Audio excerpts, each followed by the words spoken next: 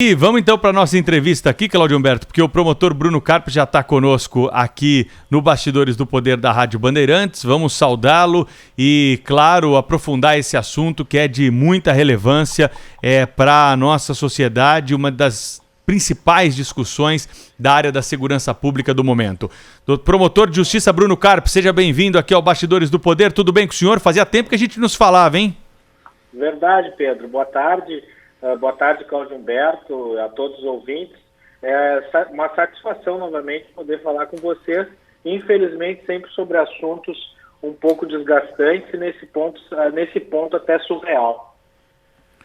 Isso aí é uma coisa que nos deixa a todos chocados, né, doutor Bruno Carpe? A gente, imaginar que o Supremo Tribunal Federal é capaz de conceder pedidos absurdos podem ser feitos, né? Mas o ministro Edson Fachin, tão admirado, o ministro de atuação tão admirada pelos brasileiros, tomar essa decisão, conceder, proibir a polícia de subir o morro no combate aos bandidos. E agora temos um fato novo, né? Que as mesmas entidades, o Partido Socialista Brasileiro e outras entidades, umas ONGs estranhas e tal, foram ao Supremo reclamar porque a polícia atuou na repressão aos traficantes, agora dias atrás, durante uma festa de aniversário do chefe do tráfico, num morro lá do Rio de Janeiro. Eles ficaram muito incomodados porque a polícia então resolveu agir. O que é que o senhor acha disso tudo, hein, doutor Bruno Carpe? Claudio Humberto, a gente tem sido surpreendido no mundo jurídico com certas rotinas. Isso não é só exclusividade do Poder Judiciário. O próprio pedido, como bem falaste, já é um pedido que nós fomos falar isso num país europeu, nos Estados Unidos da América, nós teremos, as pessoas acreditarão que nós estamos traduzindo errado, né? Nós temos até, eu uso a expressão que o doutor René Ariel Dotti, considero um dos maiores penalistas do Brasil, fez um parecer na DPF do inquérito, chamado inquérito das fake news. Ele chamou tudo o que está acontecendo no cenário jurídico nacional de teatro dos absurdos. Eu não tenho mais como dourar a pílula, que o momento é muito delicado. Veja, estava lendo com atenção, com todo o respeito que temos pelo ministro Edson Fachin, pela sua história, inclusive dentro da academia, era um professor da Universidade Federal do Paraná, mas a decisão ela é uma reconsideração, diga-se de passagem. O primeiro plano foi indeferido em razão de um pedido de vista do ministro Alexandre de Moraes, e surge então um pedido de reconsideração e desse pedido o ministro Edson Fachin muda de ideia. E qual o motivo central para ter havido a reconsideração? É que, veja, a ação é do Partido Socialista Brasileiro, PSB, e aí tem Defensoria Pública do Rio de Janeiro e outras ONGs, muitas pagas, diga-se de passagem, por dinheiro internacional, de ONGs internacionais, veja, que a meu ver até pode ser visto uma questão de defesa nacional, qual o interesse de organismos internacionais em pagarem para buscarem visões de mundo impostas em outros países, isso é preocupante também. Mas qual foi o mote central do ministro Edson Fachin? Foi de que se alegou que houve um episódio em maio, onde um menino de 14 anos foi morto e que na sua casa haviam marcas de 70 disparos. Então, sem prova nenhuma, o pedido dizia que isso havia sido cometido um assassinato pela polícia. Veja, nós temos hoje no Brasil, por decisão do Supremo, a presunção de inocência até o trânsito em julgado. Não se levantou nenhum indício de prova de que esse menino tenha sido assassinado pela polícia. Até há um indício que diz o contrário, que o próprio requerente diz que 2 pessoas levaram ao helicóptero da polícia o menino, aí não diz se é com vida ou sem vida, para que ele fosse levado a um hospital, ou seja, entregou-se até para a polícia levar para o hospital. E aí, com base nisso, o ministro, então, toma isso como aceitando a alegação de que essa morte foi em decorrência da intervenção policial, dá um comando de que não se pode ingressar em comunidades. Aliás, eu digo, o que é comunidade? Isso é um termo jurídico, porque o Leblon, para mim, é uma comunidade, a Barra, Zona Sul do Rio de Janeiro, é uma comunidade. Pode-se fazer operação no Leblon ou não pode? Ou seja, o dispositivo também não é claro. E aí se usa, então, isso para dizer... Só para terminar, Cláudio Humberto, coloca uma cláusula aberta, exceto em situações excepcionais.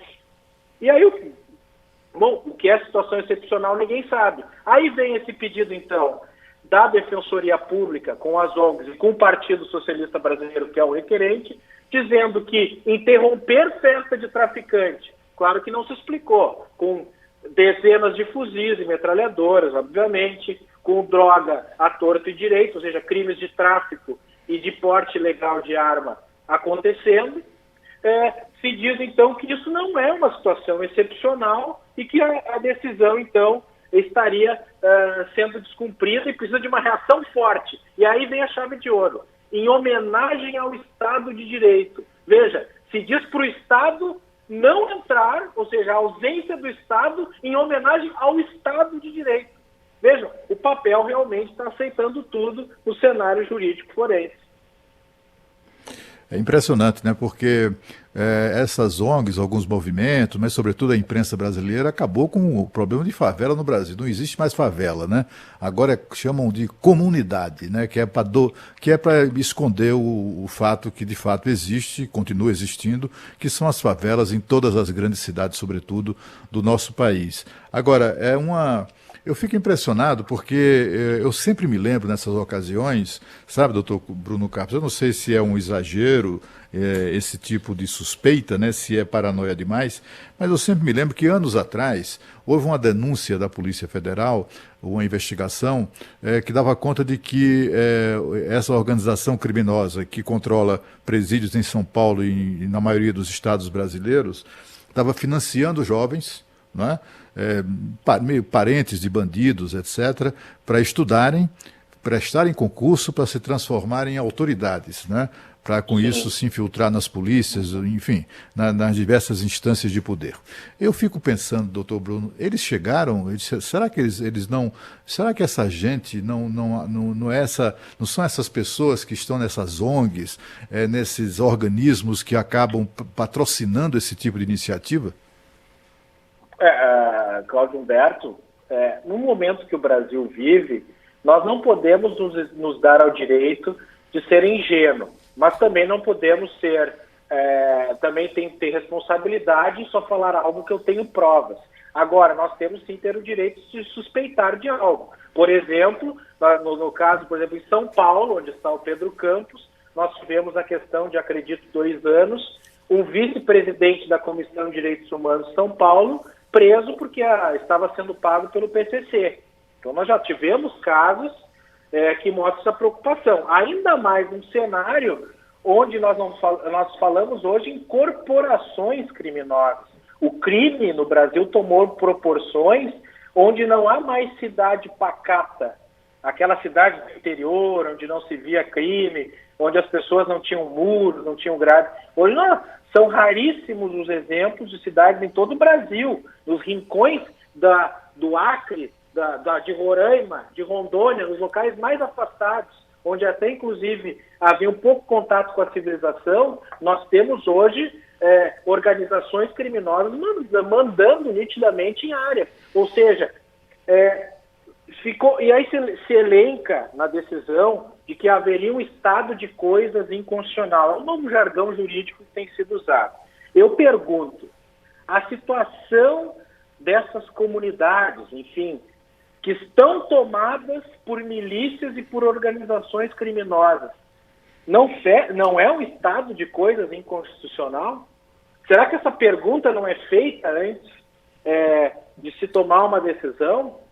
Veja, eu não se quer que se dê carta branca à polícia. Eu concordo que a polícia precisa filmar suas operações, se ter um mínimo de controle sobre as suas operações, mas também não posso afirmar, como afirmou a petição do Partido Socialista Brasileiro com a Defensoria Pública e ONGs, de que a decisão buscou combater um racismo institucional, ou seja, está dizendo, em outras palavras, que a Polícia Militar do Estado do Rio de Janeiro é racista. E nós precisamos, obviamente, ter responsabilidade em nossas, justamente no momento onde a instituição Supremo Tribunal Federal está muito preocupada com difamações em relação à instituição e aos ministros. A PM também é uma instituição, então não precisamos também defender a Polícia Militar, ou seja, é preciso ter calma e ponderação, e isso se espera, obviamente, de um ministro da Suprema Corte.